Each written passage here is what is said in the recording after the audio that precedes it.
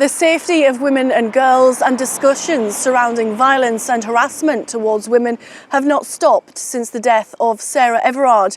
We started to talk more often about the things that we say, like text me when you get home or make sure you leave before it gets dark.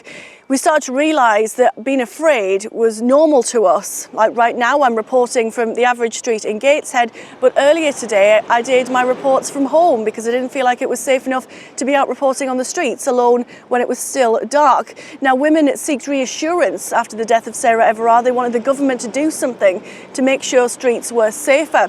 And in response to that, the government released a 45 million Safer Streets Fund, which was available in England and Wales. Now that was for police and crime commissioners and also local authorities for projects that focused on making women feel safer, especially at night when they're outside. This is the third round of funding from the government. The first two rounds were more specifically focused on antisocial behaviour.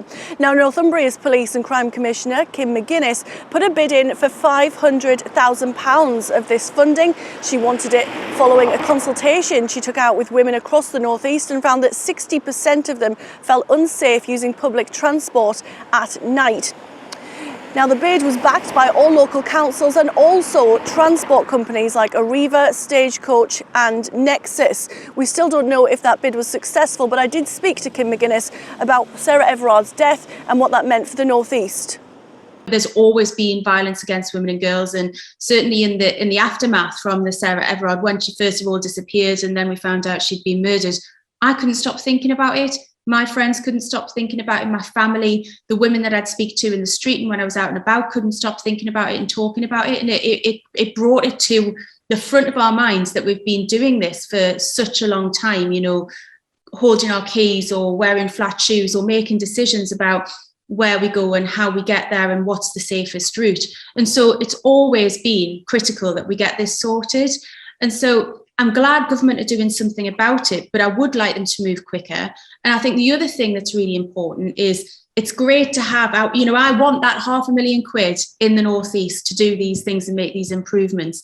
But for me, it has to be about more than that: education, culture change, awareness of what makes women feel safe or unsafe and how we solve those problems. It's got to be a bit of everything.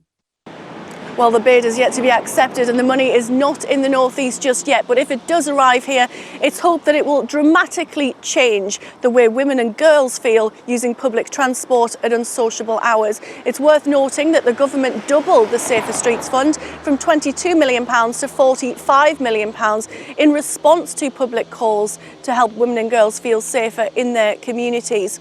Now, away from the funding, a national hotline was set up for people to call and identify areas they felt were threatening and they wanted looked at.